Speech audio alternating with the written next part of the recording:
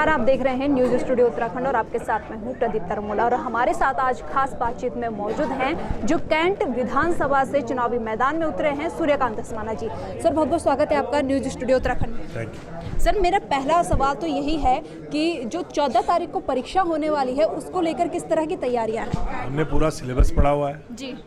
पूरे 5 साल के अपने पाठ्यक्रम में जितने विषय थे, चाहे वो विषय स्वास्थ्य सेवाएं हों, चाहे वो विषय हमारे क्षेत्र में छोटी बिंदाल की समस्या हो, चाहे मेरे क्षेत्र में बिंदाल से लेकर के और पटेल नगर तक तमाम मलिन बस्तियाँ हों, उनके मालिकाना हक का मामला हो, प्रेम नगर के हॉस्पिटल का उच्चीकरण का मामला हो, प्रेम नगर के 3000 लोग जो विस्थापित होकर के पाकिस्तान बनने के बाद हिंदुस्तान आए थे और वहाँ अब तक इंतज़ार कर रहे हैं रजिस्ट्री का, उनका विषय हो, चाहे हमारे यहाँ ड्रेनेज प्लान जिसके कारण इस क्षेत्र में जहाँ मैं बैठा हूँ हर साल पानी भर जाता है, जल भराव का मामला हो, तमाम जीएमएस रोड के दोनों तरफ की कॉलोनीज़ जो खेतों पे बसी हैं और लो लाइंग एरिया होने के कारण वहाँ जल भराव होता है हर साल बरसात में, वहाँ पर ड्रेनेज प्लान का मामला हो, चाहे हमारे यहाँ डिग्री कॉलेज एक आवश्यकता है उसका मामला हो, प्रेम नगर की बहुत विषम परिस्थितियाँ हैं, छावनी परिषद से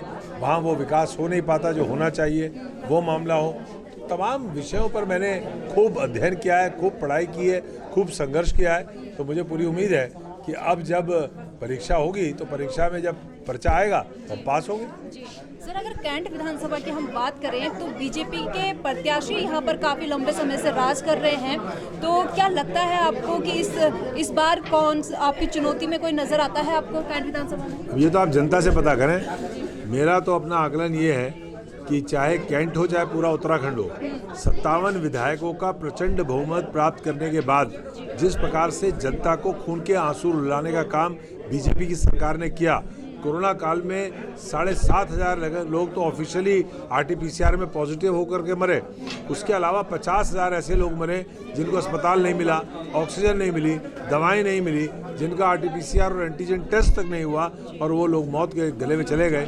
तो ऐसे तमाम लोग, उनके परिजन, उनकी पीड़ा, उत्तराखंड के तमाम वो लोग जो देख रहे हैं कि बेरोजगार नौजवान के हाथ को रोजगार नहीं मिल रहा, लेकिन मुख्यमंत्रियों के नाम पर बीजेपी के नेताओं को रोजगार मिल रहा है। तो ये तमाम विषय हैं जिन विषयों पर हम लोगों ने जो पूरे प्रदेश के अंदर संघर्ष किया है, तो कैंट में भी और उत्तराखंड में भी कांग्रेस की बहार बह रही है। कांग्रेस पार्टी निश्चित तौर पर सरकार बनाएगी। जी सर, जहां कांग्रेस ने नारा दिया है 4 धाम 4 काम, तो वहीं बीजेपी ने नारा दिया है इस बार 60 पार, इस पर क्या कहेंगे? बिल्कुल, बीजेपी के नारे से मैं सहमत हूँ। इस बार 60 पार होगी।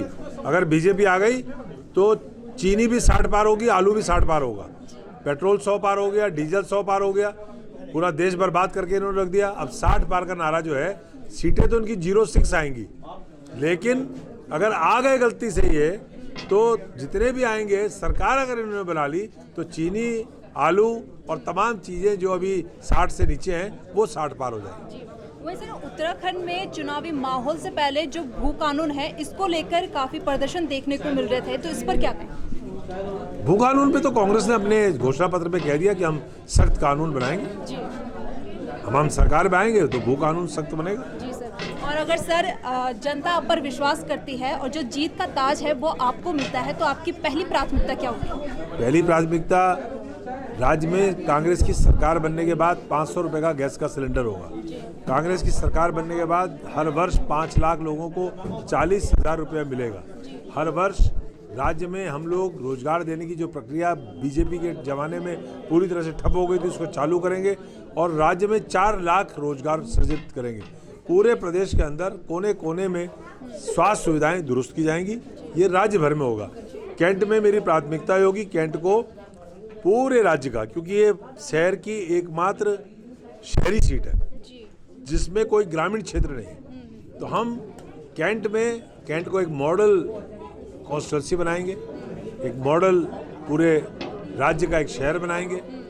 प्रेम नगर को एक पूरा वहाँ पर एक जिस तरह से छावनी परिषद में वहाँ का इलाका है, लेकिन हम चाहते हैं कि वहाँ पर एक नई सिटी बने, नया शहर बने प्रेम नगर। उसके लिए हम काम करेंगे। तमाम समस्याएं जो हमारे सामने हैं, हॉस्पिटल के उच्चीकरण की, यहाँ पर छोटी बिंदाल की बाढ़ की उन समस्याओं का समाधान करें। जी सर, आज आप कैंट विधानसभा में गुरुद्वारे में पहुंचे हैं, तो वहीं बीजेपी एक मुद्दा उठा रही थी कि कांग्रेस जो है वो ये जातिवाद कर रही है, मुस्लिम समुदाय की तरफ है, ये है। लेकिन अभी हाल में जो है जो बीजेपी के कैबिनेट मंत्री हैं धन सिंह रावत, उनका जो वीडियो है मस्जिद का वो तेजी से वायरल हो रहा है, इस पर क्या कहें? ये तो दोगले लोग हैं, डबल स्टैंडर्ड वाले लोग। ये कहते कुछ है, करते कुछ है। अब आप ये अंदाज़ा लगाइए कि आप एक तरफ तो मुसलमानों को गाली दे रहे हो, एक तरफ हमारे पूरे पार्टी के ऊपर तरह तरह के सांप्रदायिकता के आरोप लगाते हो, और स्वयं आपके कैबिनेट मंत्री अगर मस्जिद में जा रहे हैं तो क्या लेने गए थे वहाँ, क्यों गए थे वहाँ? सवाल ये नहीं है, हमें आपत्ति नहीं है क्यों गए थे, लेकिन हमें आपत्ति है कि जब आप खुद जा रहे हो तब तो पुण्य है, और हम जाएंगे तो पाप हो जाएगा।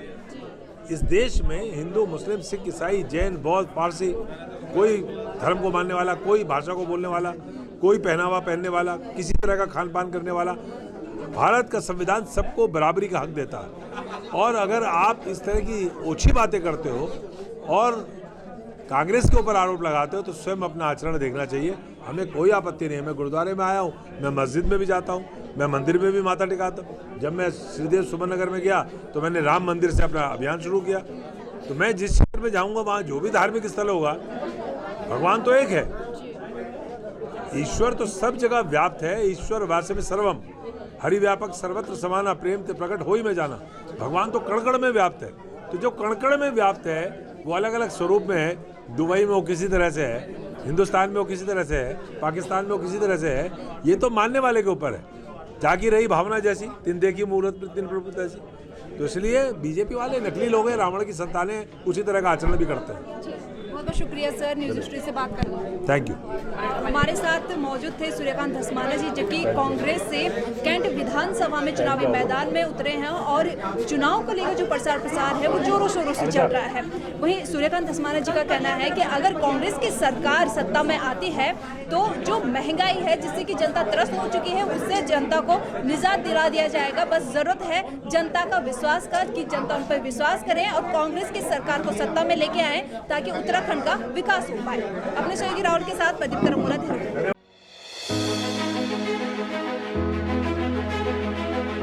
उत्तराखंड के मुद्दे रोजगार से कामगार तक, पर्यटन से पर्वतों तक, सत्ता के गलियारों से हर गांव की गलियों तक, कर्णधारों की कलम से आम आदमी के हितों तक। और भी होगा बहुत कुछ देवभूमि से जुड़ा, देवभूमि के बारे में, देवभूमि के वासियों के साथ, सिर्फ न्यूज़ स्टूडियो उत्तराखंड पर। खबर उत्तराखंड की।